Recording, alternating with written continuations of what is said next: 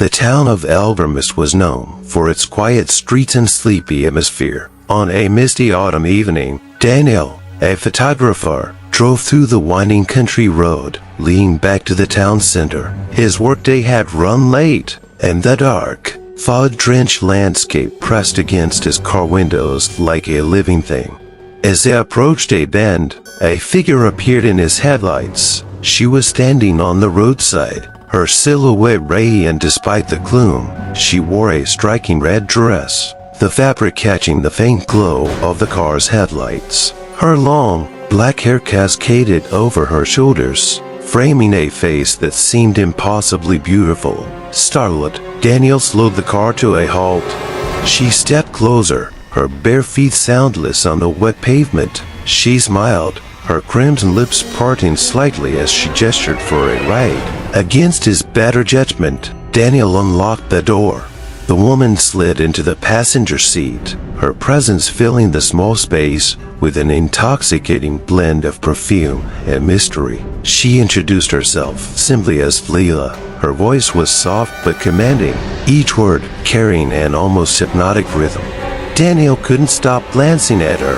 There was something magnetic about her pale skin, her piercing eyes that seemed to hold secrets too heavy for words. She gave him vague directions, asking to be dropped off at a location he had never heard of.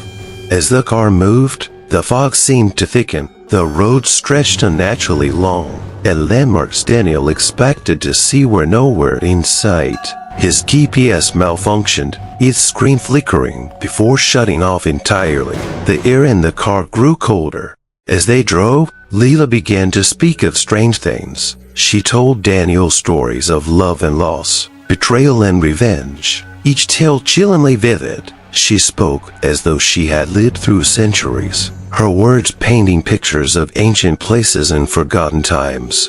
Daniel found himself enraptured by her voice, unable to interrupt or question her. Her red dress seemed to shimmer in the corner of his vision, the color unnervingly vibrant against the dim interior of the car.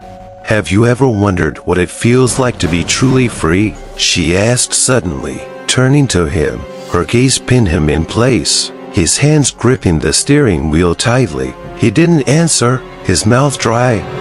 After what felt like hours, they arrived at a small, deserted village. The buildings were old and crumbling, their windows dark and hollow.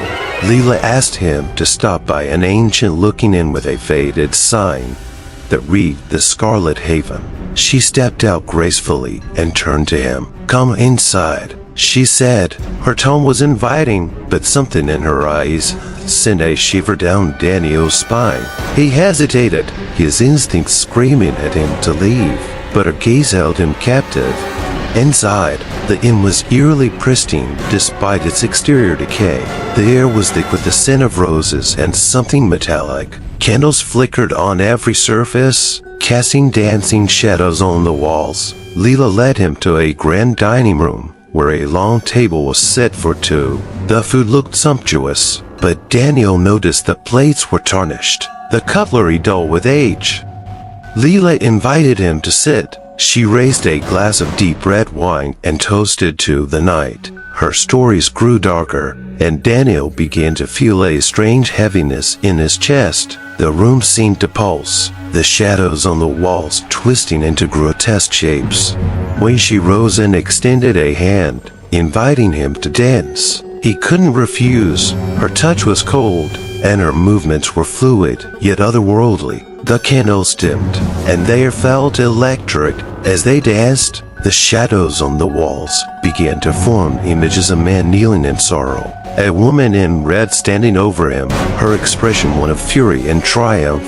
Daniel realized with growing dread that the man in the shadows resembled him.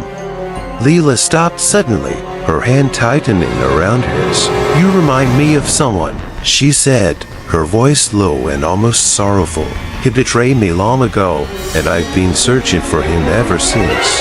Her face began to change, her beauty twisting into something monstrous. Her eyes burned with an unnatural light, and her crimson lips curled into a predatory smile. Daniel stumbled back, but the room shifted around him, the walls closing in, the shadows grew darker, swallowing the flickering candlelight. He turned to run, but the aim was gone.